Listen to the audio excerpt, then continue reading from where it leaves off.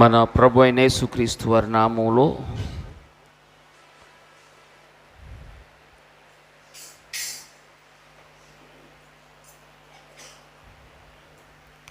అందరికీ వందనాలండి. దేవునికి స్తోత్రం కలుగును గాక. హల్లెలూయా. ఈ పునరుద్ధానపు ఆరాధనలో చేరి వచ్చిన ప్రియ సహోదరి సహోదరులందరికీ నా హృదయపూర్వకమైన వందనాలు. ఈ యొక్క మాసం చివరి ఆదివారంలో, మార్చి మాసం చివరి ఆదివారంలో ప్రభు సన్నిధిలో మనమంతా చేరి ఆయన ఘనమైన నామాన్ని స్తుతించి ఆరాధించడానికి, కీర్తించడానికి ప్రభు మనకిచ్చిన ఈ గొప్ప శ్రేష్టమైనటువంటి సమయాన్ని బట్టి దేవునికి స్తోత్రం చెల్లించుదాం. హల్లెలూయా. వాక్యాన్ని ధ్యానం చేద్దాం. అపోస్తుల కార్యములు 2వ అధ్యాయం. అపోస్తుల కార్యములు 2వ అధ్యాయం 4వ వచనాన్ని మనం చదువుదాం. ఒకళ్ళు చదవండి. అందరూ పరిశుద్ధాత్మతో నిండిన వారై ఆ ఆత్మ వారికి వాక్శక్తి అనుగ్రహించిన కొలది అన్య భాషలతో మాట్లాడసాగిరి. ఆమేన్. దేవుని నామానికి స్తోత్రం కలుగును గాక. హల్లెలూయా. ఈ పునరుద్ధానపు ఆరాధనలో మనం చదివిన ఈ వాక్య భాగం బైబిల్ అంతటిలో ఒక మహత్తరమైన కార్యాన్ని దేవుడు మనుషుల ఎడల సంధించి పరలోకపు ఉన్నతమైన ఉద్దేశాన్ని ప్రభువారు అక్కడ ఆయన జరిగించటాన్ని మనం గమనిస్తాం. దేవుని యొక్క సంకల్పం, దేవుని యొక్క ఉద్దేశం సర్వసంపూర్ణంగా మనుషుల్లో స్థాపించబడటానికి కావలసిన ప్రభువు యొక్క అనాది సంకల్పం ఈ సందర్భంలో నెరవేర్చబడినట్లు చూస్తాం. అది ఒక ప్రారంభం.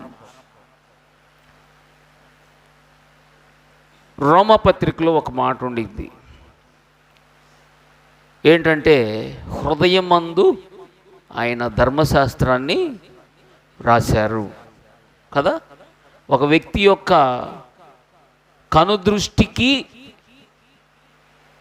వ్రాయటం సాధ్యమైంది. హృదయంలో వ్రాయటం అనేది అంత సామాన్యమైన విషయమేమీ కాదు. అందుకే ఆత్మ సంబంధమైన విషయములను ఆత్మ సంబంధమైన సంగతులతో బేరీస్ చేయాలంటే, లెక్కలేయాలంటే, సరిచూసుకోవాలంటే ఆత్మ సంబంధమైన వాటిని ఆత్మ సంబంధంగానే చేయగలుగుతాం, చూడగలుగుతాం. ఒక వ్యక్తి యొక్క అంతరంగంలో నుంచి వచ్చేదైతే ఖచ్చితంగా అది అతని యొక్క అంతరంగ సంబంధమైన విషయాల ద్వారా బయలుపరచబడింది. అది కూడా బయలుపరచబడేటప్పుడు 2 విధాలుగా పనిచేయవచ్చు. ఆత్మ అంటే ఏ ఆత్మ? దురాత్మ, దేవుని ఆత్మ కదా. ఈ 2 పనిచేయవచ్చు. ఒక మనిషిలో దురాత్మ పనిచేస్తుంది, దేవుని ఆత్మ పనిచేస్తుంది. ఉదాహరణకి సౌలు దేవుని ఆత్మతో నింపబడి ప్రవచించాడు. దేవునికి స్తోత్రం. హల్లెలూయా. అదే సౌలు ఏం చేశాడండి? దురాత్మలతో నింపబడ్డాడు. కాబట్టి ఒకని యొక్క అంతరంగంలో 2 విధాలుగా పనిచేయబడవచ్చు. అయితే ఇక్కడ పరిశుద్ధాత్మ యొక్క కార్యాన్ని జరిగించడం ద్వారా దేవుని యొక్క ఉన్నత ప్రణాళిక మరి మనుషుల జీవితాల్లో ఆత్మ సంబంధమైన కార్యాలు స్థాపించడానికి, ఆత్మ సంబంధమైనటువంటి కార్యాలు కొనసాగించబడటానికి, ఆత్మ సంబంధమైనటువంటి కార్యాలు సంపూర్ణపరచడానికి ప్రభువారు తలంచిన తలంపుకి నెరవేర్పు ప్రారంభం అన్నమాట. దేవునికి స్తోత్రం, హల్లెలూయా. ఇక్కడ మనం గమనిస్తే ఈ చదవబడినటువంటి మాట మనం గమనిస్తున్నాం. అందరూ, ఈ మాటను చూద్దాం, అందరూ పరిశుద్ధాత్మతో నిండిన వారై ఆ ఆత్మ వారికి వాక్శక్తి అనుగ్రహించిన కొలది ఏం చేశారంటండి? అన్య భాషలలో మాట్లాడసాగిరి. దేవునికి స్తోత్రం, హల్లెలూయా. ఈ వాక్యాన్ని చదువుతుంటేనే కొంతమందికి గందరగోళం అవుతారు. అందరు కాదు, గందరగోళం అవుతారు. అందుకే ఆత్మ సంబంధమైన వాటిని మనం దేంతో చూడాలి?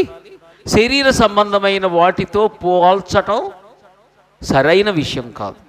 ఏంది ఇది, ఎట్లా చేస్తున్నారు అని కొన్నిసార్లు కొంతమంది అనుకోవచ్చు. అవి ఆత్మ సంబంధమైనటువంటి దృష్టిలో నుంచి చూడటానికి ప్రయాసపడాలి, ప్రయత్నం చేయాలి. ఇక్కడ వాక్యంలో చూస్తున్నాం, వాక్శక్తి వారికి చూడండి, ఆ ఆత్మ వారికి వాక్శక్తి అనుగ్రహించిన అంటే పరిశుద్ధాత్మ దేవుడు ఏం చేస్తాడు? శక్తి అంటే చేతులకి శక్తి ఉంటుంది, కాళ్ళకి శక్తి ఉంటుంది కదా, నాలుక కూడా శక్తి వచ్చింది. ఒక మాట నాకు చాలా ఇష్టమైన మాట ఉంటుంది, ఒకని నాలుక వానికి జీవదాయకం. ఓకేనా? నాలుక యొక్క శక్తి గురించి యాకోబు పత్రికలో బాగా చూస్తాం. దాని గురించి మనం చెప్పుకోవట్లేదు. కాబట్టి నాలుకకు శక్తి ఉంది. ఆ శక్తి ఏ శక్తి అయి ఉండాలి? పరిశుద్ధాత్మ ద్వారా ఇయ్యబడిన శక్తి అయి ఉండాలి. దేవుని ప్రజలందరికీ వారి యొక్క నాలుక ఏ శక్తితో నింపబడాలి? పరిశుద్ధాత్మ శక్తి ద్వారా నింపబడాలి. ఈ పరిశుద్ధాత్మ ద్వారా నింపబడినటువంటి శక్తి ఏం చేస్తుందంట? వాళ్ళని ఈ మానవునికి సంబంధం లేని భాషలను ఇస్తుంది. దేవునికి స్తోత్రం, హల్లెలూయా. ఈ మానవునికి సంబంధం లేని, ఆ విషయాలు ఎరగని శ్రేష్టమైన విషయాల్ని పరిశుద్ధాత్మ దేవుడు ఇస్తాడు. వాస్తవంగా ఆదాము హవ్వల యొక్క జీవితాల్లో జరిగిన తప్పు ఆ పిమ్మట వాళ్ళని ఎంతగా శాపగ్రస్తం చేసిందంటే, ఆ కాలంలో నేల ఏం చేయబడిందంటండి? శపించబడి ముండ్ల తుప్పలు, గచ్చ పొదలు, ముండ్ల తుప్పలు, గచ్చ పొదలు. ఆ నేలే కాదు కానీ ఈ నాలుక కూడా అంతకంటే ఘోరంగా తయారైంది. నాలుక కూడా ఏంటంటండి? పదునైన కత్తి. ఈ శ్రేష్టమైన నాలుకను పవిత్రంగా దేవుడు చేస్తే ఏమైందండి? కీడుకరంగా మారింది. అంతకుముందు ఎప్పుడూ లేదు. ఆదాము గారు ప్రారంభించాడు. ఎవరి మీద నిందలేయటం ప్రారంభించాడు? నువ్విచ్చావే. ఆ మాట నువ్వు అనే పదంతో ఇది చూడండి ఏలు ఎట్లా లెగిసిందో. నాలుగుతో పాటు ఏలు కూడా లెగిసి పాయింట్అవుట్ చేస్తుంది, ఎత్తి చూపిస్తుంది. నాలుక ద్వారా వచ్చిన ఒక భయంకరమైనటువంటి విషయం. ఈ నాలుక అప్పటి నుంచి ఆత్మ సంబంధమైన విషయాలు పలకటానికి దారి తప్పిపోయింది. ఇక అంతా కీడు కీడు కీడు కీడు కీడు. ఏమండి? ఎప్పుడో ఒక్కొక్కసారి ఒక్కొక్క సమయాల్లో ఒక్కొక్క విషయంలో దేవుడు వాళ్ళని బలపరిస్తే ఈ నాలుక అప్పుడప్పుడు మాట్లాడసాగుతుంది. పరిపూర్ణంగా మాట్లాడటానికి నాలుక త్రోవ తప్పిపోయింది. ఈ త్రోవ తప్పిపోయినప్పుడు అది ఏం చేస్తుందంటే ముండ్ల తుప్పలు, గచ్చ పొదలు, ఖడ్గంలాగా కోసుకుంటా వెళ్తుంది. మనుషుల యొక్క జీవితాలు, మనుషుల యొక్క గుండెలు, వాళ్ళ అంతరంగాలను ఒకళ్ళతో ఒకళ్ళు వాళ్ళ నాలుక ద్వారా వచ్చే ఫలాన్ని ఉపయోగించి ఒకరి జీవితాలను ఇంకొకరి జీవితాలు తుదముట్టించుకునే అంత భయంకరమైన పరిస్థితిలోకి వెళ్ళినాయి. మరి ఈ ఘోరమైనటువంటి స్థితి నుంచి తప్పించడానికే ప్రభువారు మనుషులందరి మీద, అందరూ అపోస్తలులు, అక్కడున్న మొత్తం 120 మంది అందరూ ఈరోజు సర్వలోకంలో అందరూ ఏం చేయబడాలి? ఈ వాక్యాన్ని వారి జీవితాల్లో అనుభవించాలి. ఈ వాక్యాన్ని వారి జీవితాల్లో వాళ్ళు స్వతంత్రించుకోవాలి. అందరూ పరిశుద్ధాత్మతో నిండిన వారై ఉండాలి. అందరూ పరిశుద్ధాత్మతో నిండిన వారై, ఆత్మే, పరిశుద్ధాత్మ దేవుడే వారికి వాక్శక్తి అనుగ్రహించాలి. అటువంటి అనుగ్రహం అందరికీ అనుగ్రహించబడునుగాక. ఆమేన్. చూడండి, ఈ నాలుక దేన్నైనా చేయగలదు. మనం ఒకసారి వాక్యంలో కొరింథీయులకు రాసిన పత్రిక, మొదటి పత్రిక 14వ అధ్యాయం చూడండి. 14వ అధ్యాయం 4వ వచనాన్ని చదువుదాం. 14వ అధ్యాయం 4వ వచనం. భాషతో మాట్లాడువాడు. చూడండి, అక్కడ చక్కటి మాట మనం చూస్తున్నాం. 14:4 భాషతో, అంతేనా ఉంది? భాషలతోనా? భాషతో మాట్లాడువాడు ఎవరికి? తనకే క్షేమాభివృద్ధి కలుగునట్లు. చూడండి, ఆ మాట మనకు చాలు. భాషతో మాట్లాడువాడు తనకే క్షేమాభివృద్ధి కలుగజేసికొనును. క్షేమాభివృద్ధి కలగటం కోసం మాట్లాడాలి. ఈరోజు దేవుడు మనందరి ద్వారా మనందరి నుంచి అందరికీ ఏం కలుగజేయాలని కోరుకుంటున్నారు? క్షేమాభివృద్ధి. నీకు కలగాలి, నీ కుటుంబానికి కలగాలి, ఈ లోకమంతటికి ఏం కలగాలి? క్షేమము. క్షేమం అంటే ఏంటంటే మంచి జరగాలి, అందరూ మంచిగా ఉండాలి. నాలుక అగ్నియే, సర్వ ప్రపంచానికి ఏం చేసిద్దంట? చిచ్చు పెట్టిద్దంట నాలుక. ఈరోజు ఈ నాలుక ఒకళ్ళ మీద ఒకళ్ళు చిచ్చు పెట్టుకుంటున్నారు.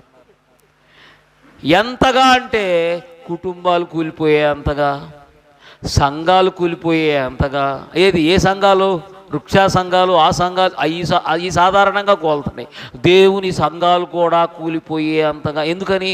ఈ ఆత్మతో అనుబంధం లేకపోవటం వల్ల.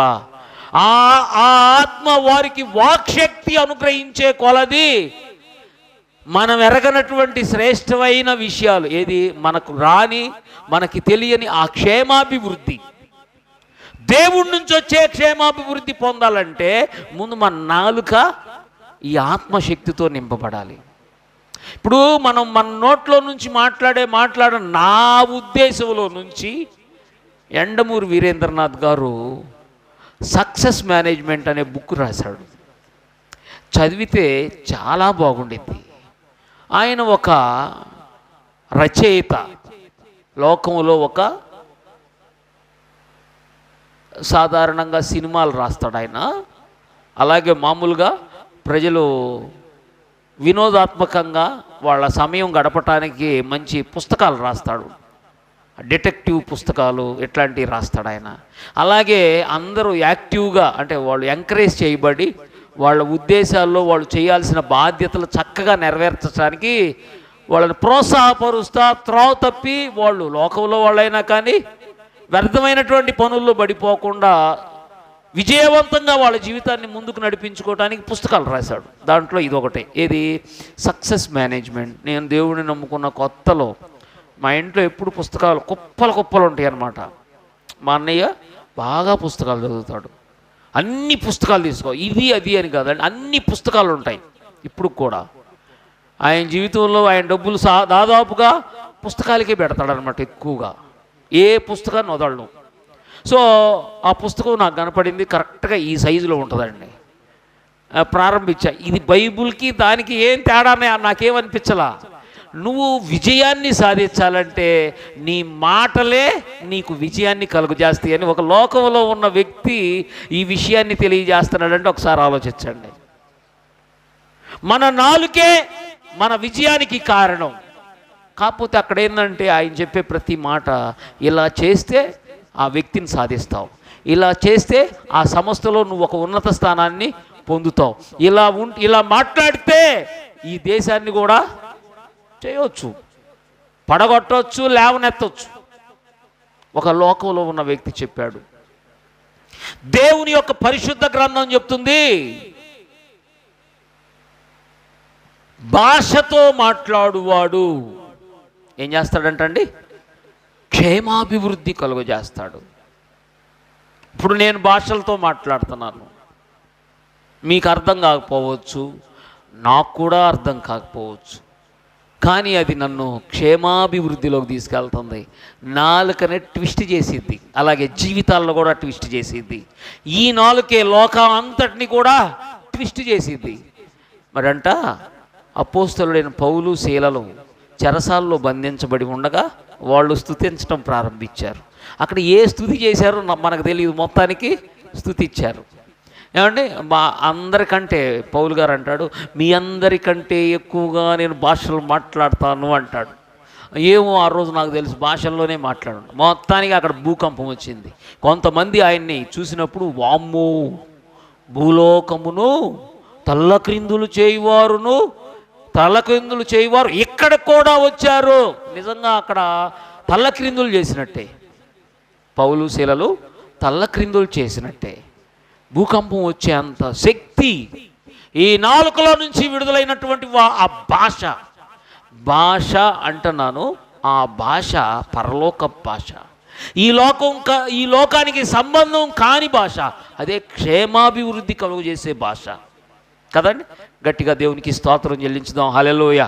క్షేమాభివృద్ధి కలుగజేసే భాష ఇది ఎక్కడే ఉంటుంది అనమాట. ఎవరికి అర్థం కాదు, అర్థం కావాల్సిన అవసరం లేదు, కానీ క్షేమాభివృద్ధి మాత్రం కలుగజేయగలిగినటువంటి భాష.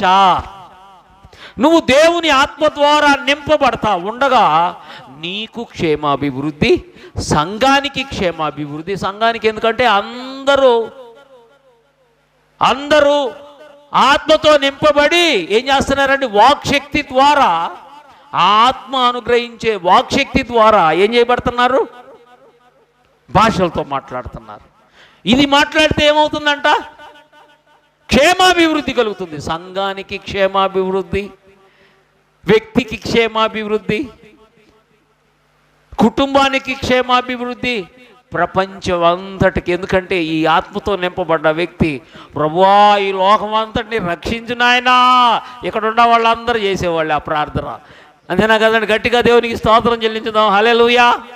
మనమందరం ఈ లోకంలో ఎవరు చేసినా చేయకపోయినా లోకం క్షేమం కలగాలని కోరుకుపోయినా క్రైస్తవుడు మాత్రం ఖచ్చితంగా కోరుకుంటాడు. ఎందుకని? వాక్శక్తి, ఆ ఆత్మ అనుగ్రహించిన కొలది ఆ వాక్శక్తి పొంది క్షేమాభివృద్ధి కలుగజేస్తాం. అందుకే మనం అంతా కూడా పరిశుద్ధాత్ముడిచ్చే ఆ శక్తిని పొంది అన్య భాష అంటే పరలోకపు భాష మనం పలకాలి. అదేంటంటే క్షేమాభివృద్ధి కలుగజేసేది. ఈ క్షేమాభివృద్ధి కలుగజేసే భాషని మనం మాట్లాడాలి. చాలామంది వారి గ్రహింపు ఎలాంటి గ్రహింపు అంటే, ఆ మాట ఏమని వాడాలంటే, ఆ గ్రహింపుని వాళ్ళ యొక్క పిల్లతనం అని అంటే బాగుంటుంది. వారి యొక్క ఎదుగుదల లేనటువంటి వారి యొక్క పరిపక్వత చెందని, అపరిపక్వతతో కూడినటువంటి వాళ్ళ ఆలోచన విధానం. వాళ్ళు ఎందుకంటే ఆత్మ సంబంధమైన వాటితో చూడరు. ఏమంటే మనం గమనిస్తే ఇక్కడ 2 వర్డ్స్, ఒకే మాట 2 రకాలుగా వాడబడతా ఉంది. ఓకేనా? 2 రకాలుగా వాడబడతా ఉంది. ఎట్లాగో చెప్పేదా?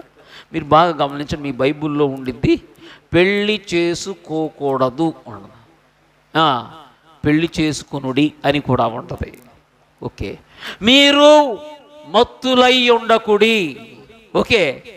మరి ఇంకేం ఉండదు, ఆత్మ పూర్ణులై ఉండండి. ఈ మత్తు ఒకటే, ఆ మత్తు ఒకటే, అంటే మత్తు ఉంది, ఓకేనా? కానీ అదేంది? ఇదేమో లోకంలో ఉన్న ఈ తాగుబోతులు చేసే ఆ మత్తు. మరి ఈ మత్తు ఏంది? ఆత్మ ద్వారా పొందే మత్తు. ఈ మత్తులో ఉన్నవాళ్ళు కూడా మత్తులోనే ఉంటారు, ఏదో చేస్తారు, ఏదో అయింది. కానీ ఆ వాక్శక్తి, ఆ మత్తు, ఆ ఆత్మ నింపుదల ఏం చేసింది? క్షేమాభివృద్ధి. దేవునికి స్తోత్రం చెల్లించుదాం. హల్లెలూయా. క్షేమాభివృద్ధి కలుగజేసే ఈ వాక్శక్తితో మనం నింపబడాలి. ఈ వాక్శక్తితో నింపబడుతున్నప్పుడు జరిగే పరిస్థితులు పరలోక సంబంధమైనవిగా ఉంటాయి. ఒకవేళ మనం ఈ ఆత్మ సంబంధమైనటువంటి ఈ పరిస్థితులు మనలోకి రాకపోతే క్షేమాభివృద్ధికి వ్యతిరేకమైన పనే జరిగింది. అంటే ఏందండి? క్షేమానికి వ్యతిరేకమైంది చెప్పండి? నాశనం. అవునా? కుటుంబాలు నాశనం అవడానికి కారణం పరిశుద్ధాత్మ దేవుడు లేడు. సంఘానికి నాశనం జరుగుతుందంటే పరిశుద్ధాత్మ దేవుడు లేడు. రక్షణ కార్యం జరగకపోతే అక్కడ పరిశుద్ధాత్మ దేవుడు లేడు. చూడండి, ఒక వ్యక్తి యొక్క జీవితంలో ఎప్పుడైతే నీరసిల్లిపోతూ ఉంటాడు అనే పదం మనం చదువుతాం. అంతకంతకు చూడండి, అంతకంతకు నీరసిల్లటానికి కారణం సౌలు జీవితంలో ఆయనలోకి ఏమొస్తుందో పరిశుద్ధాత్మ దేవుడు రావట్లేదు. ఆయన జీవితంలో పరిశుద్ధాత్మ దేవుడు వచ్చినప్పుడు ఏం చేశాడు? ఆయన జీవితంలో పరిశుద్ధాత్ముడు పోయి దురాత్ముడు వచ్చినప్పుడు ఏమైంది? ఈయనకు పరిశుద్ధాత్మ దేవుడు ఈయనలోకి వచ్చినప్పుడేమో నెమ్మదిగా స్టెప్ బై స్టెప్ చూడండి, ఆయనంట ఆ కొండ మీదకి ఎక్కుతూ ఉన్నాడంట. అక్కడ ఎవరున్నారు? సమూయేలు కదా. పరిశుద్ధాత్మ దేవుడు ఒక వ్యక్తిని బలపరుస్తుంటే ఉన్నతమైనటువంటి దైవజనుల పరిశుద్ధుల సహవాసాన్ని కాంక్షిస్తూ ఉంటాడు, కోరుకుంటాడు. లేకపోతే ఏం చేస్తాడు? చూడండి, మరి ఈయన పరిశుద్ధాత్మతో నింపబడ్డాడు, దావీదు పరిశుద్ధాత్మతో నింపబడ్డాడు. కానీ ఒక రోజున ఏమైందంటే ఇతని యొక్క బలహీనత దేవుని ఆత్మకు దూరం అవుతా ఉండగా క్షేమానికి వ్యతిరేకంగా కీడుని తీసుకురా. ఆయన కీడులో పడుతున్నాడు, తన తోటివానికి కీడు అవునా కదా? దావీదుకి కీడు చేస్తున్నాడు లేదా? ఏ క్షణం చూసినా ఆయన్ని చంపాలి. ఎందుకని? ఆయనలో ఉన్న దురాత్మగా. ఆయన ఎదుటి ఉన్నటువంటి దావీదులో ఏముంది? పరిశుద్ధాత్ముడు ఉన్నాడు. పరిశుద్ధాత్ముడు ఇంకా ఆయన్ని బలముగా నింపుతున్నాడని చూస్తున్నాం. మరి ఈయన్ని ఇప్పుడు ఒక మాట అండి, పరిశుద్ధాత్మ దేవుడు నాలో ఉంటే నీలో ఉండడా? ఆయన ఒక్కళ్ళలోనే నిమిత్తపరచబడతాడా? ఆలోచిద్దాం. పరిశుద్ధాత్మ దేవుడు సర్వాంతర్యామి. ఆయన ఒక్కసారి ఈ లోకంలో ఉన్న వాళ్ళందరిలో ఒకేసారి రాగాళ్ళు. అక్కడేందో దావీదులోకి వచ్చాడు కాబట్టి పరిశుద్ధాత్మ దేవుడు సౌల్లో ఉండడం, సౌల్లో ఉంటే ఇంకా వేరే వాళ్ళలో ఉండరు కాదు. మనలో ఉండే ఓ మంచి ఉద్దేశం, నేను దేవుని ఆత్మతో నింపబడాలి, దేవుని శక్తితో నింపబడాలనే కోరికున్న ప్రతి ఒక్కళ్ళల్లో ఆయన ఉంటాడు. ఆయన ఉండేం చేస్తాడండి? అంతకంతకు క్షేమాభివృద్ధితో ప్రబలునట్లు దీవించే దేవుడు. అందుకే మనం చూడండి, ఎవరితో మన నిమిత్తం కాదు కానీ నీ నాలుక చక్కగా ఉండే విధంగా పరిశుద్ధాత్మతో నింపబడాలి. అప్పుడు నువ్వు చూడండి, మనకి క్షేమాభివృద్ధి కలగాలంటే మనం ఏం చేయాలి? ఇప్పుడు ఎట్టబడితే అట్ట మనం ప్రార్థన చేయడానికి, అయ్యా ఆయన్ని క్షమించయ్యా, ఆయన్ని ప్రభు అని నాశనం చేయను, ఆయన వీడు పడిపోవాలి ప్రభువా, వీడి కాళ్ళు బడా, వాడు నోరు బడా, ఇవన్నీ ఎప్పుడు వస్తాయో తెలుసండి? పరిశుద్ధాత్మ దేవుడు మనల్ని నింపటల్లా దురాత్మ మనల్ని నింపుతుంది. చాలాసార్లు ఒకళ్ళని నాశనం చేయాలి, కీడు చేయాలి, పాడైపోవాలి, ఈ సంఘం పాడవ్వాలి, వీళ్ళు పాడవ్వాలి, వాళ్ళు పాడవ్వాలి. ఏమైందంటే వాళ్ళలో ఏముంది? నువ్వు అందరికీ నీకు క్షేమాభివృద్ధి, నీలో దేవుని ఆత్మ పనిచేస్తే నీలో నీకు మంచి జరగాలి, అదే క్షేమాభివృద్ధి జరగాలి. ఇంకా చూడండి, ఇంకా నీ తోటి వారికి క్షేమం కలగాలి, నీ ఇంటికి క్షేమం కలగాలి, నీ సంఘానికి క్షేమం కలగాలి. అంతేనా? ఈరోజు మన సంఘాన్ని మనం పాడు చేసుకునే విధంగా సాతాను వాడు మనలో పనిచేస్తున్నాడు. అవునా కదా? పనిచేస్తున్నాడా? సాతాను వాడు సౌల్లో ఉండి ఆయన దేశాన్ని ఆయనే పాడు చేసుకునే దౌర్భాగ్యానికి నన్ను నడిపించాడు. ఈరోజు చాలామంది వారి సంఘం, మన సంఘాన్నే మనం పాడు చేసుకునే, మన సంఘాన్ని మనం పాడు చేసుకోవటం అంటే మనల్ని మనం పాడు చేసుకోవటం. ఎందుకని? పరిశుద్ధాత్మ దేవుడు పనిచేయటల్లా, దురాత్మ పనిచేస్తే తన ఇంటిని తాను పాడు చేసుకోవడం, తన కుటుంబాన్ని తాను పాడు చేసుకు, తన పిల్లల్ని, తన యొక్క సమస్తాన్ని ఏమండి పాడు చేసుకుంటూ పోతూ ఉంటారు. పరిశుద్ధాత్మ దేవుడు పనిచేయటల్లా ఇంట్లో, ఆ వ్యక్తి జీవితంలో పరిశుద్ధాత్మ శక్తి పొందాలి. ఈరోజు మనం బతకటానికి ఏం చేయాలి? మనం ఈ పూటకి భోజనం చేయాలి, మధ్యాహ్నం కూడా, సాయంత్రం కూడా, రోజు తినాలి. అన్ని శరీర సంబంధమైనవి తీసుకున్నప్పుడు ఆత్మ సంబంధమైనవి మనం ఎందుకు తీసుకోకూడదు? ఎందుకు తీసుకోకుండా ఉండాలి? తీసుకోకపోవడానికి కారణం ఏంది? సాతాను వాడు అప్పటికే పని చేస్తున్నాడు. వాడు చూడండి, మనం గమనిస్తే ఒక ఇంట్లో మనం కొంతమంది, ఒక ఇంట్లో ఒకళ్ళు నివాసం చేస్తాడు, ఇంకొకటి వచ్చి దాంట్లో నివాసం చేయడానికి కుదిరిద్దా? కాదు కదా. అక్కడ ప్రభువు వారు ఉంటే సాతాను వాడు రాడు. సాతాను వాడు ఉంటే ఎవరు రారు? పరిశుద్ధాత్మ దేవుడు రాడు. దెయ్యాన్ని పెట్టుకొని నువ్వు గంతులేస్తూ ఉంటే ఇంకా పరిశుద్ధాత్మ దేవుడు ఎక్కడ? నేను గంతులేస్తున్నానని పరిశుద్ధాత్మతో నింపబడిన వాళ్ళు కూడా వేస్తారు. ఇదేదో వింతైన విషయంగా నువ్వు అనుకోవాలి, ఎవ్వరూ అనుకోవాల్సింది లేదు. ఏమంటే నేను మీకు ఒక మాట చెప్తా, అగ్గిపెట్టె ఎవరి దగ్గరన్నా ఉందా? ఇస్తే ఒక్కసారి మీరు చూస్తూ ఉండగానే నేను అక్కడికి వచ్చేసి ఒక్కసారి గీసి నేను ఇసిరేసేస్తా, ఎవరి మీదో ఒకళ్ళ మీదో ఇసిరేస్తా. మీకు ఎలా ఉండిద్ది?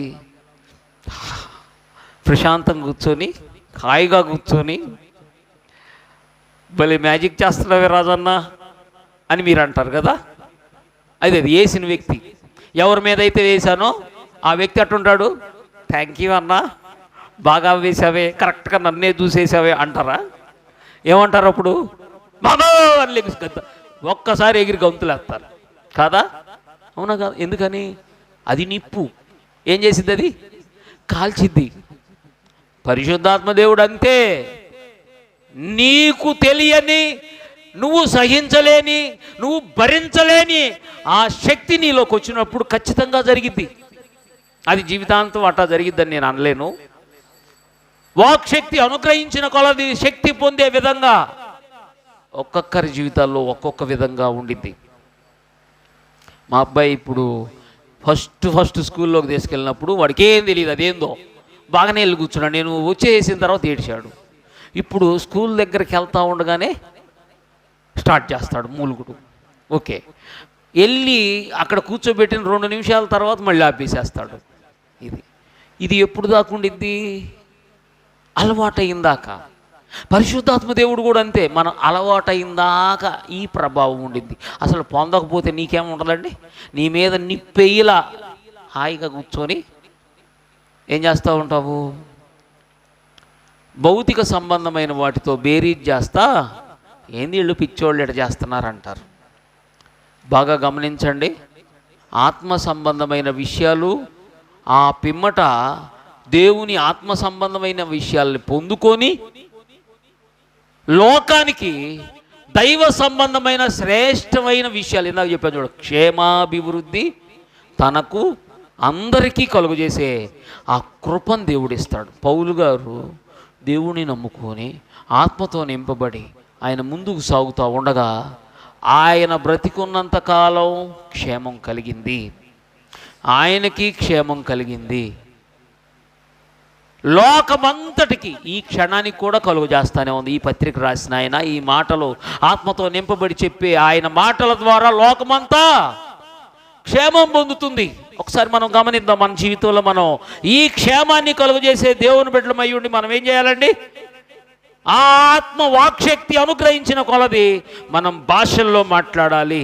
చూడండి, అన్య భాషలతో మాట్లాడటం ద్వారా మన స్వరపేటిక చూడండి ఏమవుతుందంటే ఒక జీవాన్ని పొంది ఆ జీవం ద్వారా నరాలన్నీ సరైనటువంటి విధంగా పనిచేసేటట్టు ఈ దేవుని ఆత్మశక్తి మనల్ని బలపరిచిద్దంట. అందుకే ఈ నాలుక కంట్రోల్ అయితే మనమంతా కంట్రోల్ అవుతాం.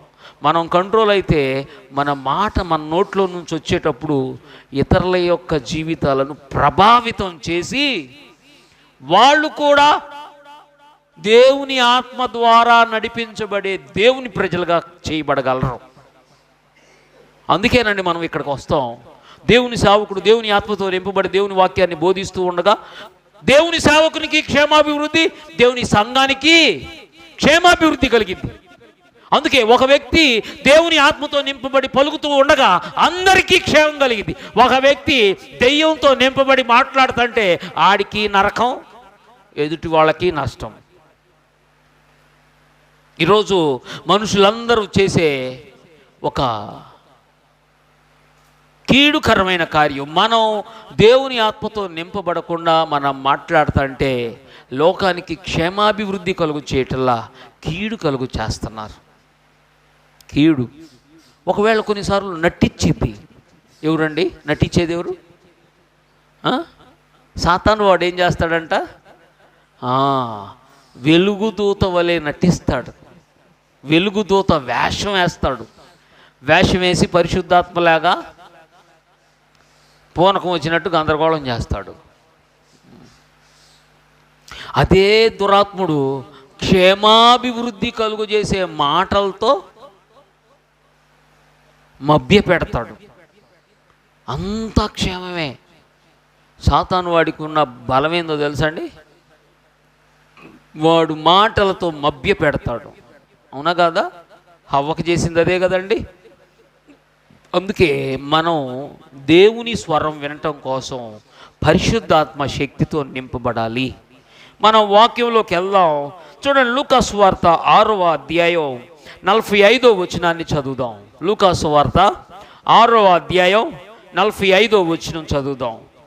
హృదయము నిండియుండు దానిని బట్టి ఒకని నోరు మాట్లాడును. చదవండి ఒకసారి.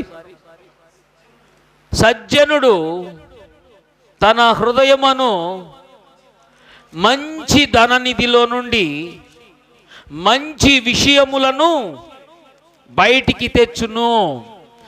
దుర్జనుడు తన చెడ్డ ధననిధిలో నుండి దుర్విషయములను బయటికి తెచ్చును. హృదయము నిండియుండు దానిని బట్టి ఒకని నోరు మాట్లాడును. ఒకడు మాట్లాడుతున్నప్పుడు వాని నోట నుంచి వచ్చు మాటలు వానిలో ఏముందో తెలియజేస్తుంది. ఓకేనా? క్షేమాభివృద్ధి కలుగజేసే మాటలు, కీడు కలుగజేసే మాటలు రెండు ఉంటాయి. సాతానుడు ఎప్పుడు నేను సాతాన్ని, నేను నీకు కీడు చేయాలనుకుంటున్నాను కాబట్టి నీలో వస్తాను, ఓకే ఓపెన్ యువర్ హార్ట్ అని చెప్పడు. చెబుతాడా? నేనే అని యేసు ప్రభులాగా చెప్తాడు. నేనే అంటే ఏ నేను? ప్రభువా? కాదు. సాతాను వాడు మనుషుల్ని మాయ చేసి లోపలికి వస్తాడు. ప్రేమతో నటిస్తూ వస్తాడు, మాయలతో నటిస్తూ వస్తాడు. ఏమండి? మనుషుల్ని మభ్య పెడతాడు సాతాను వాడు. ఈ మభ్య పెట్టే ఈ సాతాను వాడు మనుషుల్లో దూరి మనుషుల్ని మభ్య పెట్టే విధంగా క్రియ చేస్తాడు. కీడు కలుగు చేసే విధంగా ఒక మనిషిని ప్రేరేపించి వాడుకుంటాడు. వాడు చేసే పని అదే. అందుకే మనం బాగా జాగ్రత్తగా ఉండాలి. ఎలా అంటే ఆ ఆత్మ వాక్శక్తి అనుగ్రహించే కొలది మనం ఆ భాషలతో మాట్లాడాలి. మనుషులు ఊహించే వాటితో కాదు. ఈ మనుషులు మాట్లాడే మాటలు ఇంగ్లీష్ మాట్లాడిన బూతులే వస్తాయి. ఓకేనా? నువ్వు భాషతో, ఏ భాషతో లోకంలో ఉన్న భాషలు మాట్లాడితే నీలో ఉంది దురాత్మ అనుకో. ఏం మాట్లాడతావు?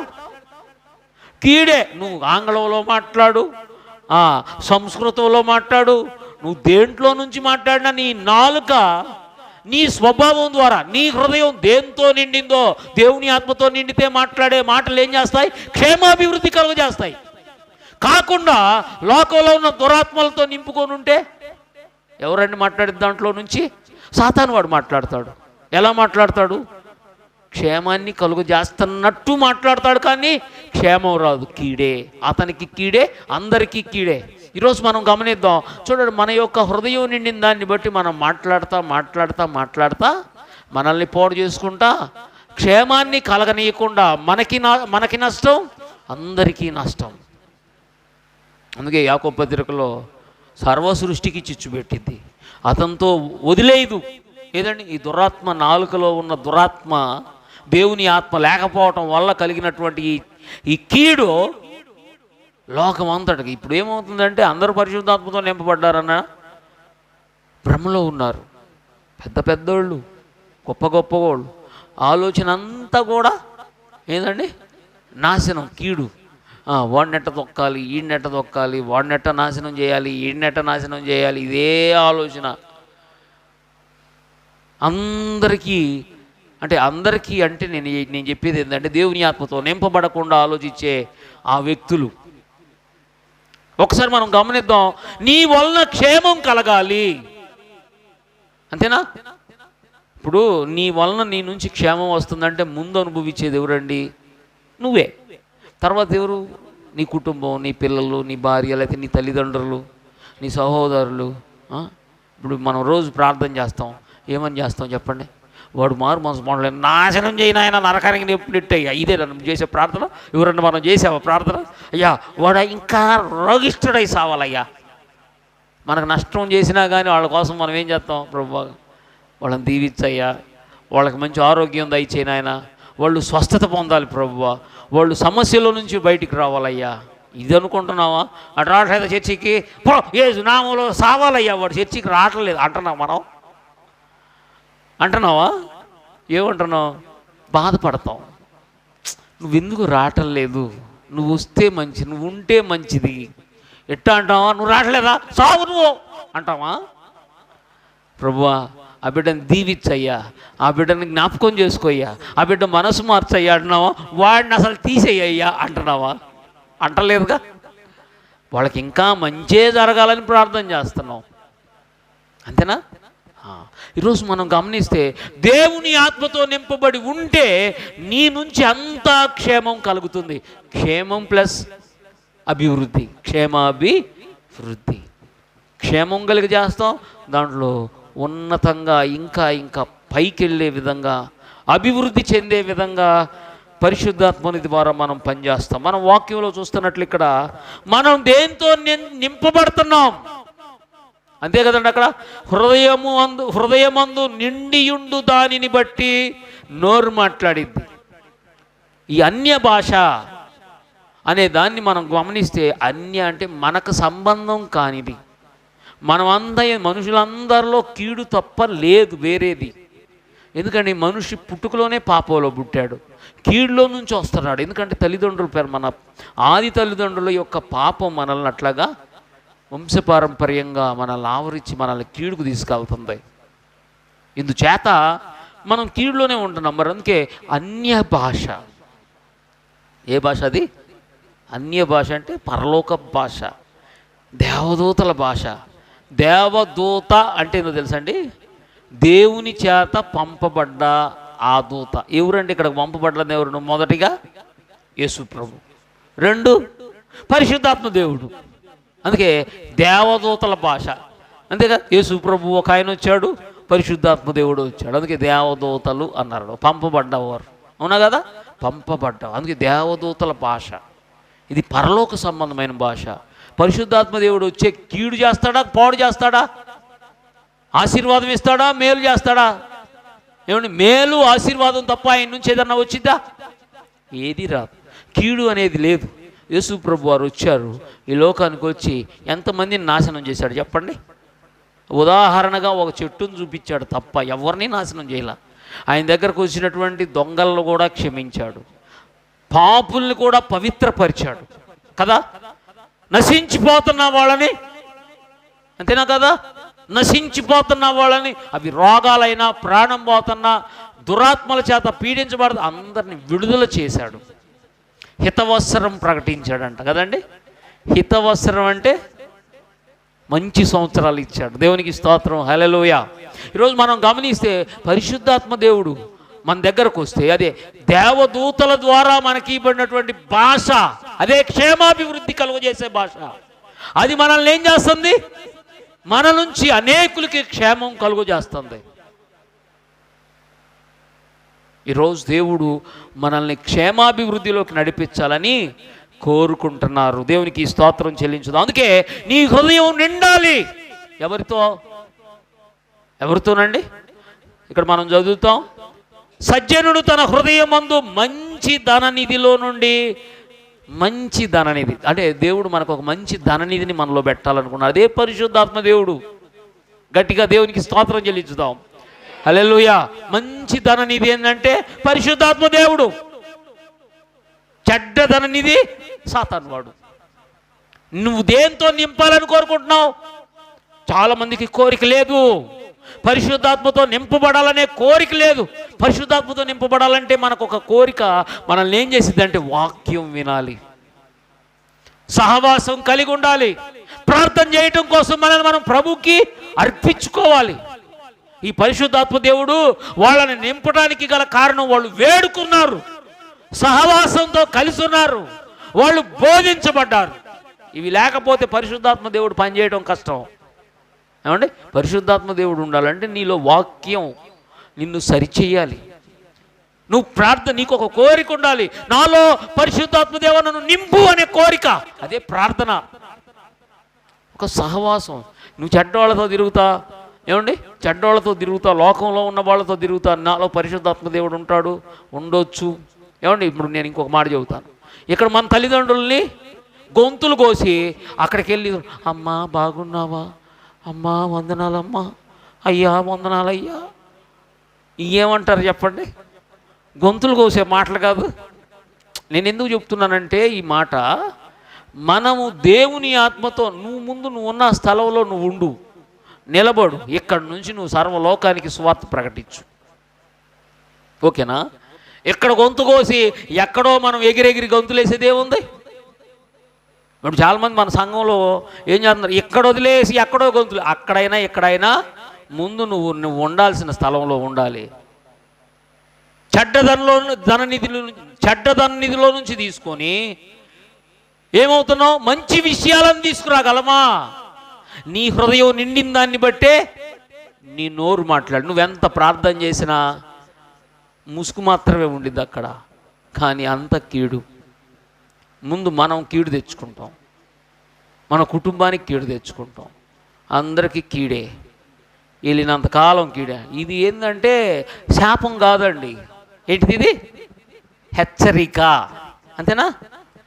శాపాలు పెడుతున్నారని అనుకోవాల్సిన అవసరం లేదు. చూడండి, చిన్నపిల్లడు, రే పడతావురా ఎండం, 2 కొట్టి కొడతాం, అయినా ఎండు. అప్పుడు ఏం చేయాలండి మనం?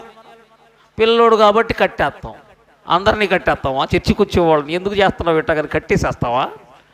అది వాడి మీద నాకు హక్కు ఉంది కాబట్టి నేను కట్టేసేస్తాను. మీకు తెలుసో లేదో, టవళ్ళతో కట్టేసి మంచం మీద పండుకోబెడతాను. వాడి నిలబడ్డం.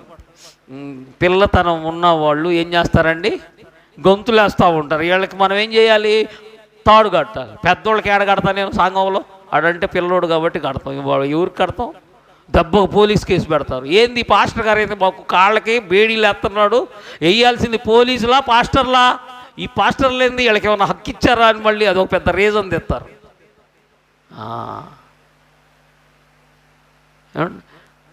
ఆత్మ అనుగ్రహించే ఐక్యతని పాడు చేసుకొని ఎక్కడో తిరిగే ఈ మహానుభావులు, సంఘంలో చాలామంది మహానుభావులు చేసే పని హొసన్నా మినిస్ట్రీస్లో ఉంటుంటే, ఏది అమ్మ నాన్న గొంతు కోసి హొసన్నా మినిస్ట్రీస్లో నీ ఇంట్లో నుంచి నువ్వు పక్కకు పోయి ఎక్కడో ఉంటే నీలో దేవుని ఆత్మ పనిచేస్తాడు. ప్రభు ఏమంటాడు? ముందు పో, నువ్వు సమాధానపడు అంటాడు. అవునా? ముందు పోయి సమాధానపడు. నువ్వు సమాధానం ఎక్కడ లేకుండా కూడా అక్కడే ఎగురుతుంటే నీకేమొచ్చింది? ఏమిరా? దురాత్ముడు మనలో పనిచేస్తాడు. ఇదొక దురాత్మ కార్యం. ఐక్యతను చెడగొట్టి, ప్రేమను చెడగొట్టి, సాతాను వాని ద్వారా జరిగే దురాత్మ కార్యం. మనం వాక్యంలో చూసినట్లయితే చూడండి, నీ హృదయం దేనితో నిండితే దాన్ని బట్టే నువ్వు మాట్లాడతావు. వాక్యంలో చూద్దాం. చూడండి, యాకోబు రాసినటువంటి పత్రిక 1వ అధ్యాయం 26వ వచనాన్ని చదువుదాం. 26వ వచనం.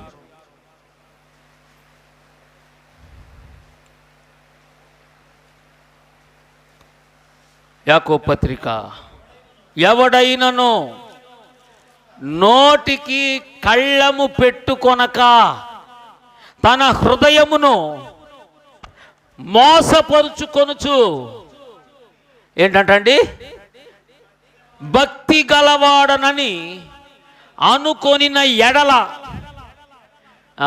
వాని భక్తి వ్యర్థమే. ఇప్పుడు కళ్ళెము అంటే ఏంది? కంట్రోలర్.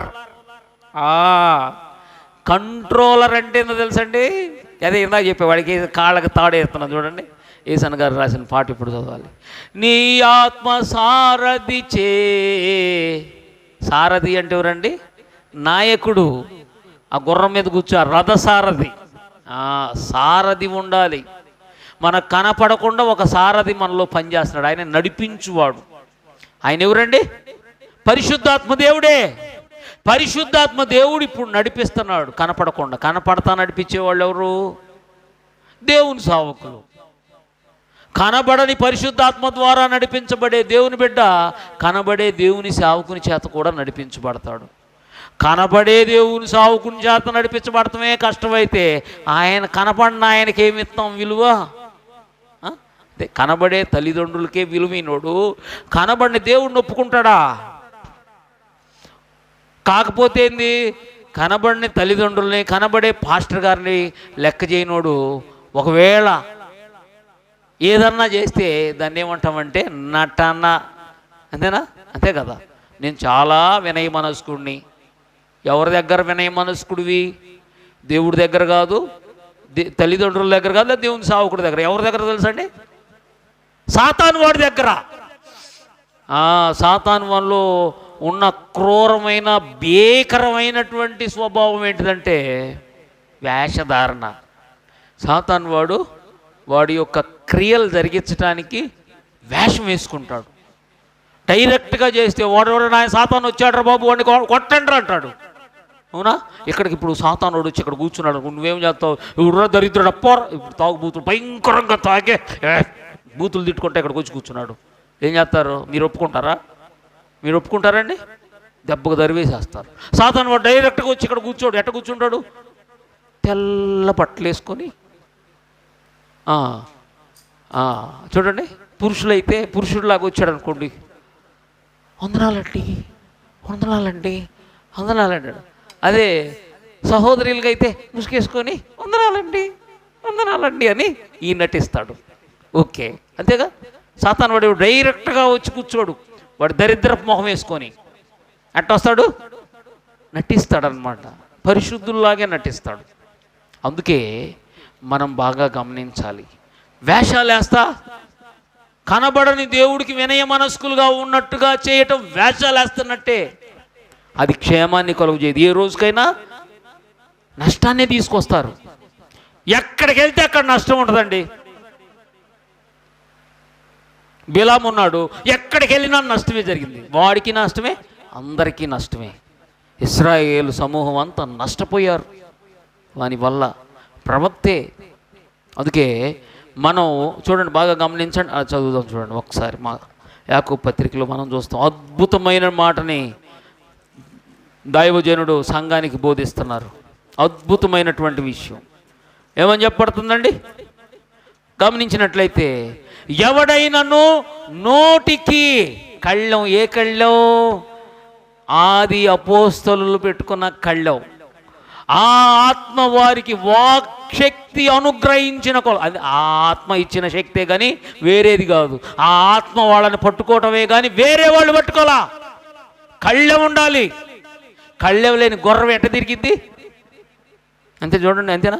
కళ్ళెం లేకపోతే ఎవడన్నా లెక్క చేసేది? అది అస్సలు లెక్క చేయదు.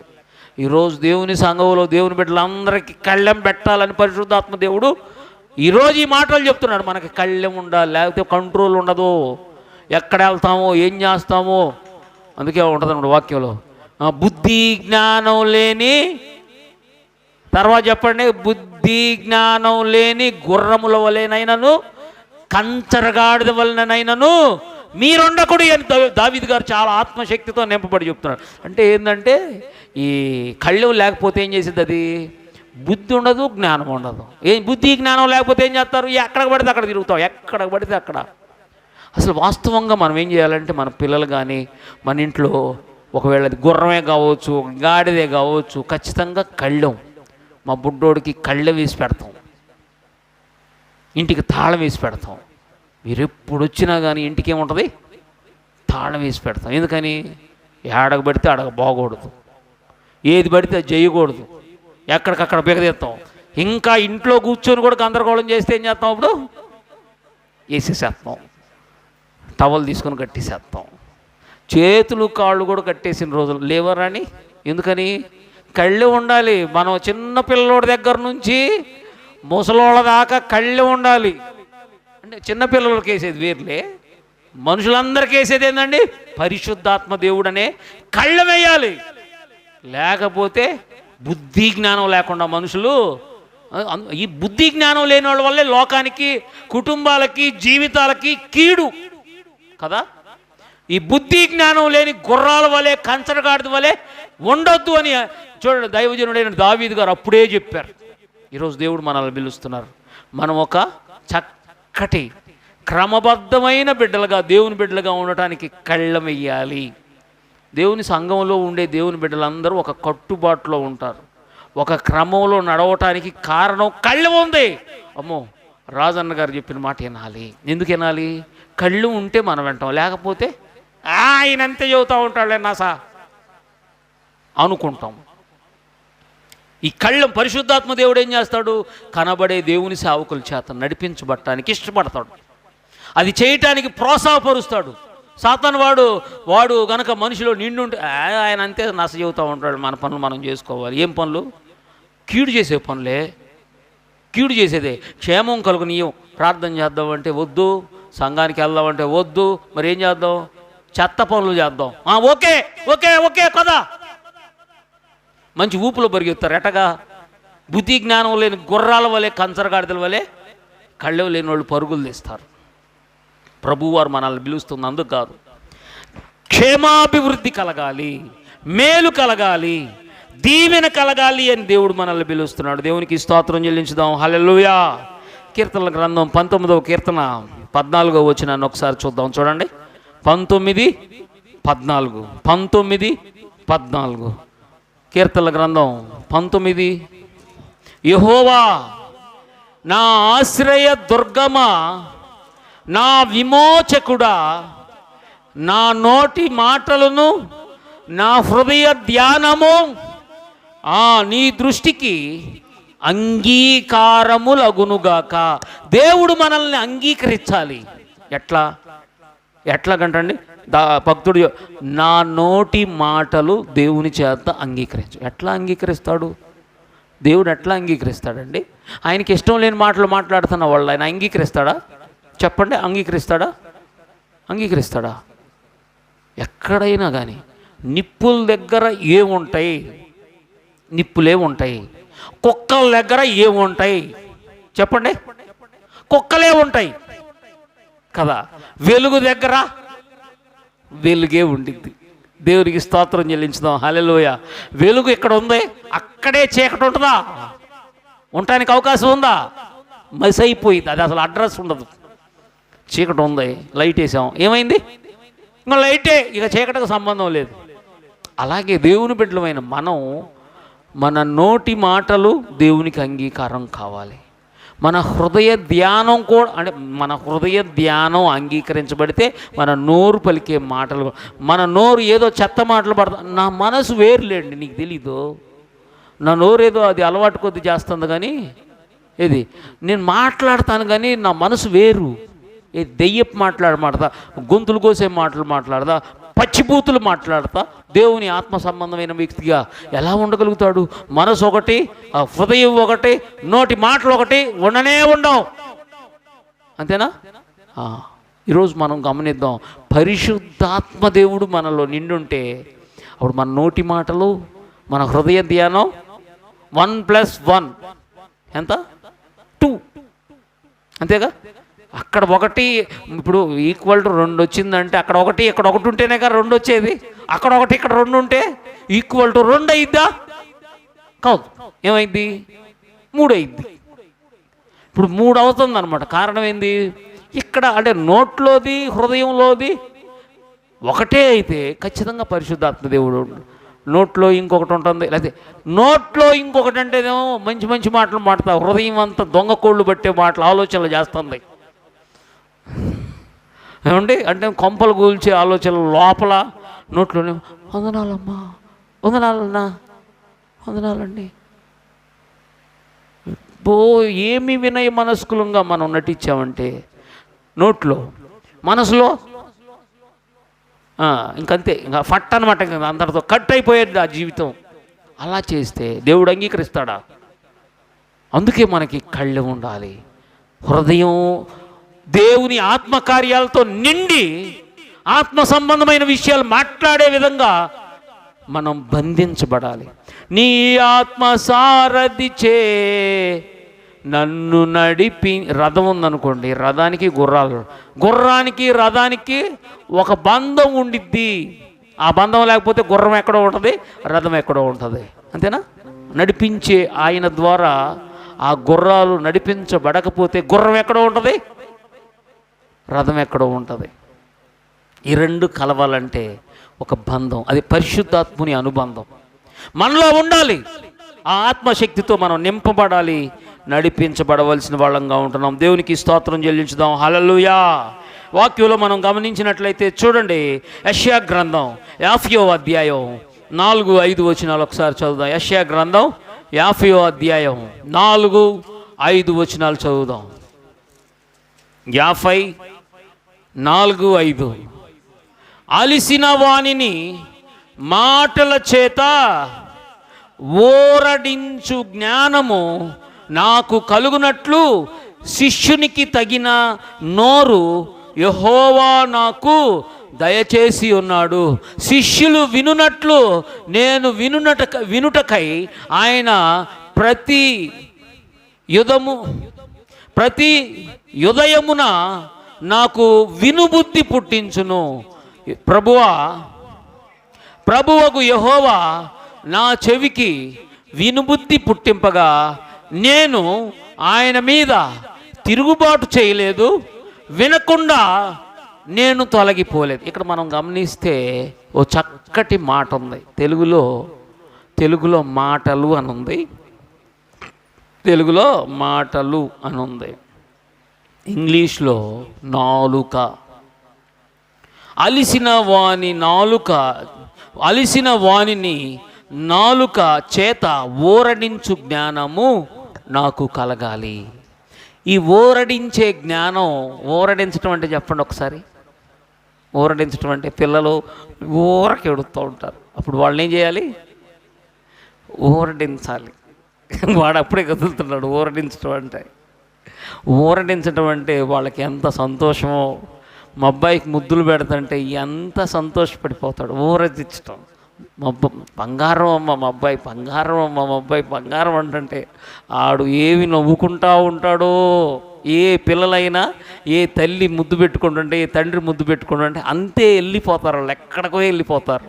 అసలు పంపించాలి మనం, అంతే కదండి. ఊరడించాలి, ఆదరించాలి, వాళ్ళని ముద్దాడాలి.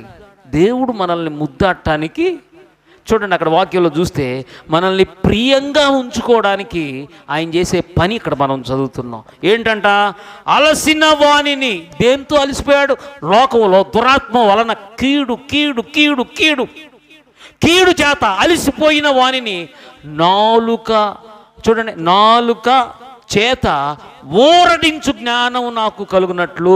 నాలుక చేత ఊరడించు జ్ఞానం అంటే దేవుని ఆత్మశక్తి వాళ్ళని నింపి వాళ్ళని ఓదార్చాలి.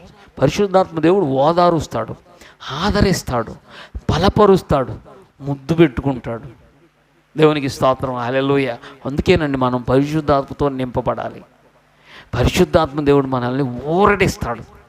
ఆయన నాలుక శక్తిని మనకు అందించి, ఆ పరిశుద్ధాత్మ శక్తి మన నాలుకలో పెట్టి మనల్ని సర్వ శరీరాన్ని కంట్రోల్ చేస్తా, మనల్ని ఆయన త్రోవల్లో నడిపిస్తా, ఓదారుస్తాడు, ఊరడిస్తాడు. ఏమంటే కృపతో నింపుతాడు, కృప కలిగిన మాటల్ని బయటికి తీసుకొస్తాడు. అది మనకి క్షేమం. బాగా మీరు ఆలోచించండి. మంచి మాటలు మాట్లాడుతున్నప్పుడు మీకు సంతోషం ఉండిద్ది.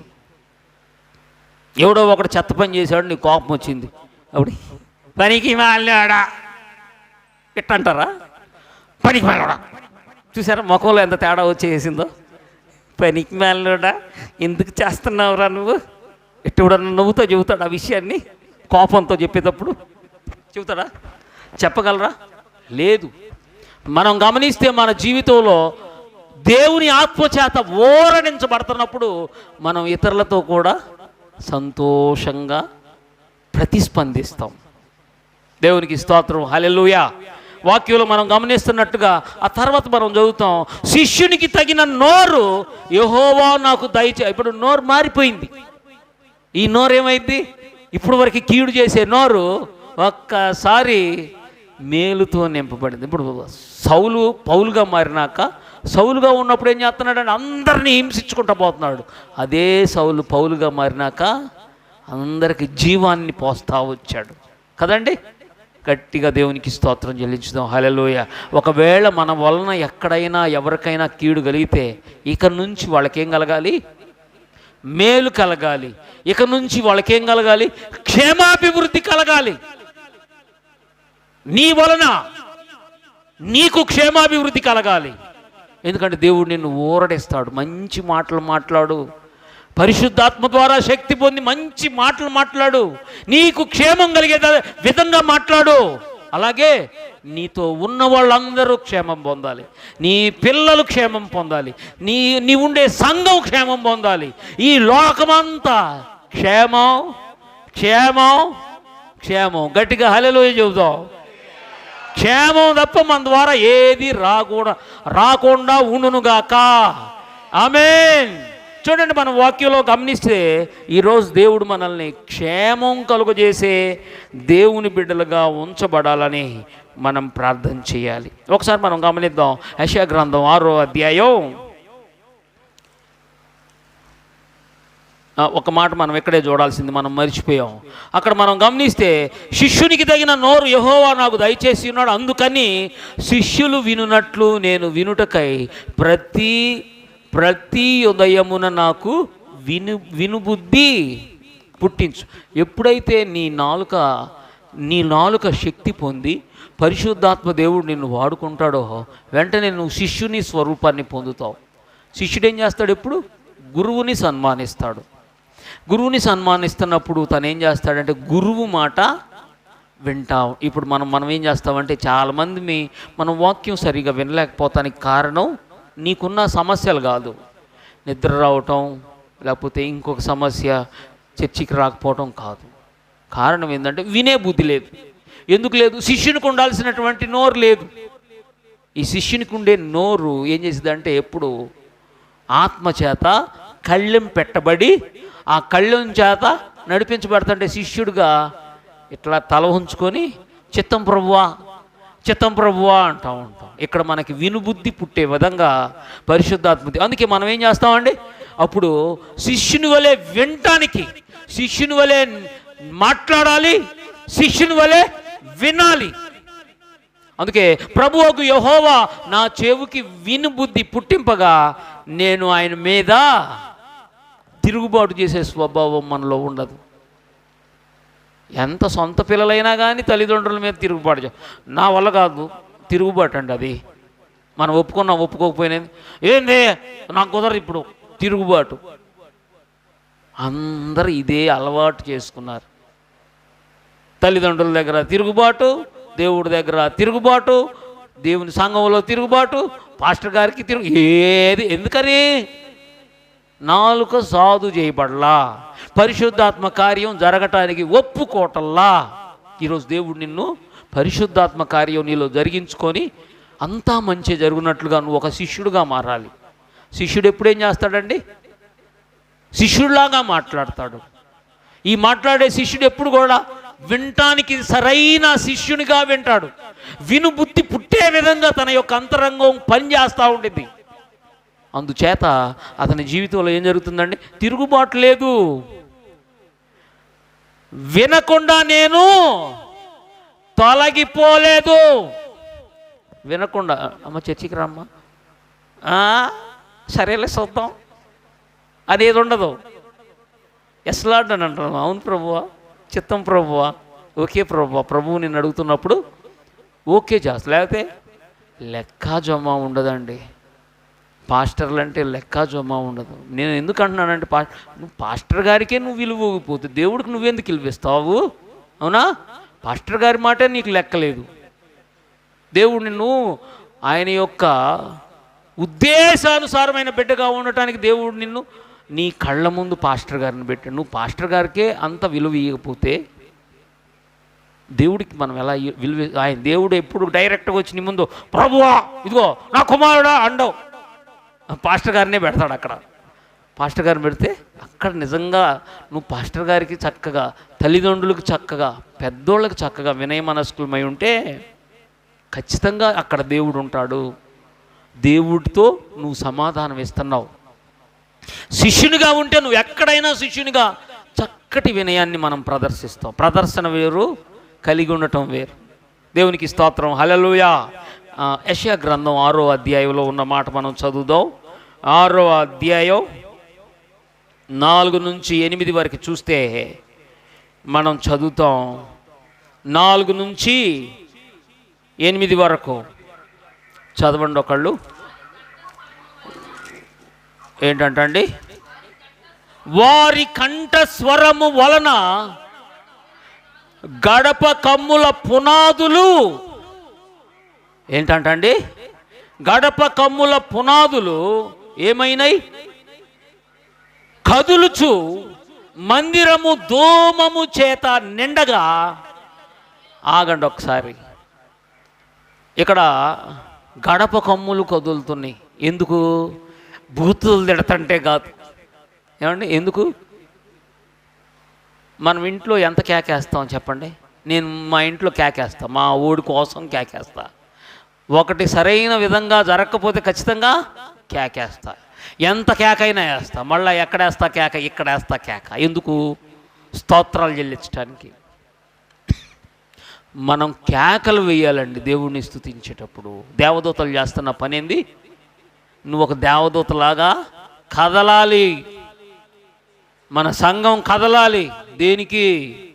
కూలిపోవటానికి కాదు, ఇంకా విశాలపరచబడటానికి. నువ్వు కేకలు, నీ స్తుతులు క్షేమాభివృద్ధి కలిగే విధంగా గంభీరంగా కేకలేయాలి. పరలోకంలో ఇదే జరుగుతుంది. అంతేనా? ఎవరండి ఇక్కడ కేకలేస్తుంది? దేవుని దూతలు. నువ్వు ఒక దేవుని దూతగా నువ్వు ఇక్కడ ఉండి గడప కమ్ములు కదిలిపోయే విధంగా కేకలు వేయాలి. దేవుని ప్రజలు అనేక మంది దేవునితో కలిసి ప్రభునామాన్ని నువ్వు వేసే కేక, నీ పక్కనున్న వాళ్ళు మారు మ్రోగి వాళ్ళ చెవులలో వాళ్ళు కేకలేయాలి. ప్రభువును స్తుతిస్తా. అంతేగాని బూతులు తిడతా, ఏమండి, అనవసరమైన మాటల కోసం కాదు. మన నోరు బాగా, నీ నోటిని బాగా నువ్వు తెరిసేకొంది దేవుడు నింపుతాడు. నువ్వు మూసేకొంది నువ్వు మోగదాని అయిపోతావు, మోగవాని అవుతావు. చాలామంది మనం నోరు తెరవమే. గట్టిగా దేవునికి స్తోత్రం చెల్లించుదాం. చూసారా? భలే వచ్చింది కదా. బలమైన శబ్దం మన రావు. స్తోత్రం అని అనకమునిపే బలమైన శబ్దం. ఎందుకంటే నీ వలన శక్తి విడుదల కావాలి. నీ నోట్లో శక్తి ఉందండి. నువ్వు స్తోత్రం హల్లెలూయా అనే పదంలో పరలోకపు శక్తి దిగొచ్చింది. ఇప్పుడు ఎరికో గోడలను కోల్చడానికి వాళ్ళు గుణపాలు, పారలు, బాంబులు ఏం వాడారు? సాతాను కోట గోడలు కోల్చాలంటే, అలాగే దేవుని సంఘపు గోడలు ఎత్తు చేయాలంటే ఏం చేయాలి? కేకలు. నువ్వు దేవుని సన్నిధికి వస్తున్నావంటే నిద్ర కోసం రాకూడదు. కేకలు. ఎంత శక్తి ఉంటే అంత వాడటానికి కేకలేయాలి. ఎవరి నోరు మౌనంగా, ఎప్పుడు మౌనంగా ఉండాలి నోరు? వాక్యం వినేటప్పుడు మాత్రమే. ఇక మినహా నోరు మౌనంగా ఉండకూడదు. నోరు మౌనంగా ఉందంటే సాతాను వాని కంట్రోల్లోకి వెళ్తున్నాం. పరలోకం ఎప్పుడు నిమ్మలంగా ఉండదు. గడప కమ్ములు కదిలిపోతూ ఉండే విధంగా శబ్దాలు అక్కడ విడుదలవుతూ ఉంటాయి. గట్టిగా దేవునికి స్తోత్రం చెల్లించుదాం. రావటం లేదండి. అబ్బా అబ్బా అబ్బా, అలవాటు చేసుకోవాలి. గట్టిగా చెబుదాం, హల్లెలూయా, హల్లెలూయా, హల్లెలూయా. పరలోకం ఎక్కడ ఉంటుంది? ఈ శబ్దాల్లో పరలోకం ఉండిద్ది. మనం పరలోక వాసులు అండి. ఎవరు అండి మనం? పరలోక వాసిని అన్నవాళ్ళు ఒక రేంజ్లో గట్టిగా దేవునికి స్తోత్రం చెల్లించుదాం. దేవునికి స్తోత్రం కలుగును గాక. చూడండి, మనం గమనిస్తే ఇక్కడ మనం చదువుతున్నాం, గడప కమ్ములు కదిలిపోతూ ఉండగా ఇక్కడ రక్షణ కార్యం జరిగింది. ఒకని నోరు పలుకుతూ ఉండగా ఒక బలహీనుడు మారు మనసు పొందుతాడు. యెషయా ఎవరో తెలుసా? యెషయా ఎవరో తెలుసా? బలహీనుడు. బలహీనుడు బలమైన దేవుని బిడ్డలు కేకలేస్తంటే బలహీనులు ఏమవుతారు? ఇక్కడ దేవుని బిడ్డలే బలహీనులుగా ఉంటే మారు మనసు పొందిన వాళ్ళు ఎట్టుంటారు? ఎగతాళి చేస్తారు. ఇప్పుడు ఎగతాళి చేసేవాళ్ళు లోకంలో ఎందుకున్నారు తెలుసా? దేవుని బిడ్డలు బలహీనంగా నువ్వు బలహీనమైన నోటితో దేవుణ్ణి స్తుతించావా, నీ వల్ల నష్టం. ఎందుకని? కొంతమంది మారు మనసు పొందాల్సిన వాళ్ళు పొందట్లా. నువ్వు అలర్ట్గా లేవు, నువ్వు నిద్రపోతున్నావు, స్తుతించలేకపోతున్నావు. అందువల్ల ఏం జరుగుతుంది? కీడు. ఈరోజు దేవుడు మనల్ని పిలుస్తున్నాడు. నువ్వెప్పటికీ దేవుని సన్నిధిలో ఉంటే పాట పాడేటప్పుడు ఏమన్నా మా గొంతు మైక్లో పెద్ద శబ్దం అవుతున్నా కానీ గొంతు చించుకొని, మీకు అర్థం అవుతుందా? ఒక పాట పాడుతా ఉండడం కొంత సమయం పోయేసరికి పాట పాడటానికి కూడా అందలేనంత హై పిచ్లో ఎందుకు పాడాలి? ఎందుకు పాడాలి తెలుసా? దేవుని కార్యం జరగటం. నువ్వు పాడుతుంటే దేవుని కార్యం జరగటం కోసం నువ్వు పాడాలి. అరే అరే అరే, దేవుని కార్యం జరగటం పక్కన పెడదాం, వాక్యం టయానికి వస్తే ఏడ జరిగిద్ది? నువ్వు స్తుతించే దాంట్లో గొప్ప శక్తి విడుదలవుతుంది. అందుకే నువ్వు దేవుని సన్నిధిలో ఉండాలి. నువ్వు రాటల్లా ఆలస్యంగా వస్తున్నావు పాటల సమయంలో ఉండటల్లా. అప్పుడు నీలో దేవుని శక్తి రాదు. కొంతమంది రక్షణ పొందాలి చూడు, వాళ్ళు కూడా దేవుని శక్తిని పొందలేరు. ఈ బలహీనుడైనటువంటి యెషయా ఆ గడప కమ్ములు కదులుతుంటే దేవుని యొక్క గొప్ప శక్తిని బట్టి ఏం జరిగిందంటే అక్కడ చదువుదాం. ఈ కొంచెం చదివి మనం ముగించుకుందాం. ఆ తర్వాత అపవిత్రమైన పెదవులు గల జనుల మధ్యను నేను అపవిత్రమైన పెదవులు గలవాడను. ఏమంటండి? ఎవరండి? ఒక సమూహం అంతా స్తోత్రాలు చెల్లిస్తుంటే ఈ అపవిత్రమైన పెదవులు కలిగిన వాళ్ళు ఏం చేస్తారు? మారు మనసు పొందుతారు. అందుకే మనం ఏం చేయాలి? దేవుణ్ణి నమ్ముకున్న మారు మనసు పొందిన వాళ్ళు నోటిని అలా వదిలేయకూడదు. స్తోత్రాలతోటి పిచ్చి స్తోత్రాలు చెప్పకూడదు. పిచ్చి స్తోత్రాలు అంటే బలహీనంగా కాదు, నువ్వు మనసులో ఏకాంతంగా చేసుకునే ప్రార్థనలు ఉంటాయి. అక్కడ ఓకే, అక్కడ ఎవరికి కనపడకుండా నీ దేవుడితో నువ్వు ఒంటరిగా చక్కగా ప్రభుతో మనం. ఇక్కడ మాత్రం శక్తి విడుదలయ్యే విధంగా గొప్ప గంభీరమైన శబ్దంతో పాడుతుంటే అపవిత్రపు పెదవులు అంటే దురాత్మ బట్టి దెయ్యం పట్టినోడు అన్న, దెయ్యం పట్టినోడు. మీరు గమనించండి, 6వ అధ్యాయం నుంచి యెషయా వేరు, 6వ అధ్యాయానికి ముందున్న యెషయా వేరు. ఆ ముందున్న యెషయా ఏం పలుకుతాడు? దరిద్రుడ, దుర్మార్గుడ, పిచ్చోడ, గాడిద, అడ్డగాడిద, నిలువుగాడిద, ఈ మాటలే ఉంటాయి. మీరు చదవండి, అవునా కదా? శాపవచనాలు ఉంటాయి. ఎప్పుడైతే పరిశుద్ధాత్మతో నింపబడ్డాడో, ఇదిగో నేను ఒక నూతన క్రియ చేస్తున్నాను, దావీదుకు చూపిన శాశ్వత కృప, శాశ్వతమైన ప్రేమతో నిన్ను. చూడండి, ఎన్నో విషయాలు, ఎన్నో అద్భుతమైన. ఎవని మనసు యెహోవా మీద అనుకో పూర్ణ శాంతి. ఎప్పుడొచ్చింది ఇది? తన అపవిత్రమైన పెదవుల్లో నుంచి బయటకు వచ్చినాక. ఎలాగా? కొంతమంది బలమైన స్తుతుల ద్వారా ఆయన బయటకు వచ్చాడు. నువ్వు స్తుతిస్తున్నప్పుడు ఆ శక్తి ఇంకొకళ్ళ జీవితాల్లో విడుదలై మారు మనసు పొందుతారు. ఇక్కడ అసలు ఏడండి దేవుడు నమ్ముకో. నోరు తెరుద్దామంటే భయం, సిగ్గు, అమ్మో వాళ్ళు ఏందో, అబ్బో ఈ భక్తుడు బయలుదేరాడయ్యా అని వాళ్ళు ఎవడో అనుకుంటాడు. నువ్వు భక్తిహీనుడు అవుతున్నావు, భక్తిహీనురాలు అవుతున్నావు. మన నోరెప్పుడు మౌనంగా ఉండకూడదు. నేను చావను అంటే ఏంటంటే మౌనంగా ఉండేవాళ్ళు చచ్చిన వాళ్ళు. మౌనులను మృతులలో నుండి వారు యెహోవాని స్తుతించరు.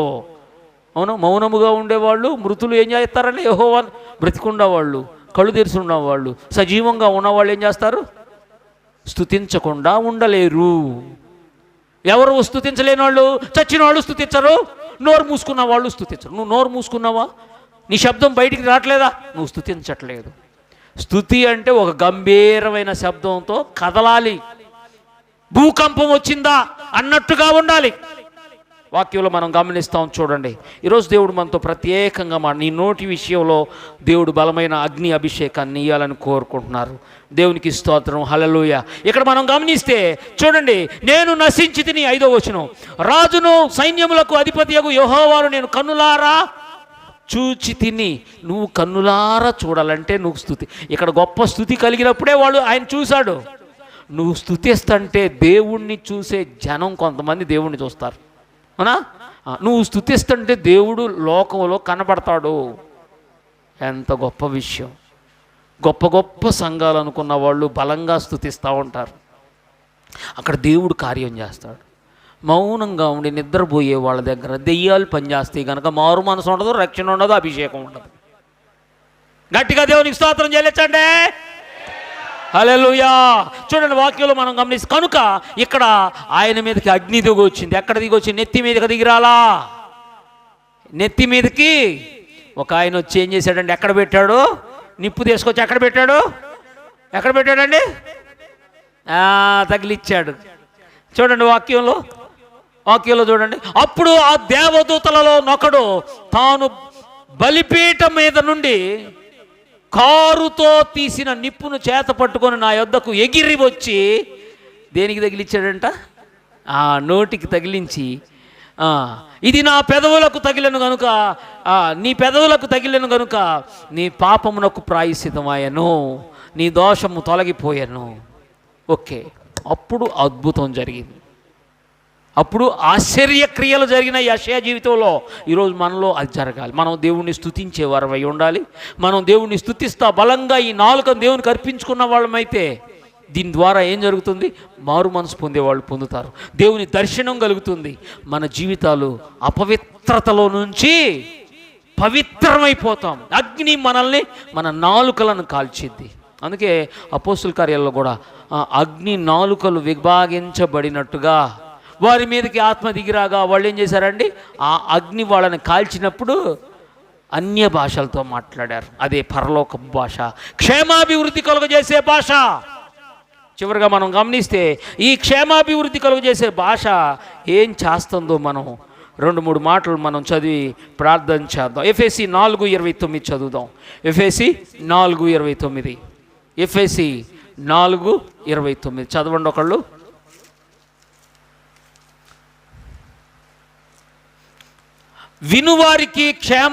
వినువారికి మేలు కలుగునట్లు అవసరమును బట్టి క్షేమాభివృద్ధికరమైన అనుకూల వచనమే పలుకుడి గాని దుర్భాష అయినను ఏదైనను మీ నోట రానియకుడి. పరిశుద్ధాత్మ దేవుడు ఉన్నప్పుడు జరిగే కార్యం ఇది. అలాగే మనం ఇంకొక మాట చదువు, కొలసీలకు రాసిన పత్రిక 4:6 చదువుదాం. కొలసీ 4:6 ఈ మాట మనం చదివి ప్రార్థన చేయాలి. 6వ వచనం, ప్రతి మనుషునికి ఎలాగూ ప్రత్యుత్తరం ఇయ్యవలెనో అది మీరు తెలుసుకొనుటకై మీ సంభాషణ ఉప్పు వేసినట్టు ఎల్లప్పుడూ రుచిగలదిగాను కృపాసహితముగాను. ఇది ఎలా జరుగుతుందంటే పరిశుద్ధాత్మ దేవుడు నీలో రావాలి, నీకు ఒక కళ్ళెం పెట్టాలి. లేకపోతే బుద్ధి జ్ఞానం లేని గుర్రాల్లాగా కంచరగాడిదలాగా మన నోటిని వాడతా దుర్భాషలు మాట్లాడతాం. దుర్భాషలు. ఈరోజు దేవుడు మనతో మాట్లాడుతున్నాడు.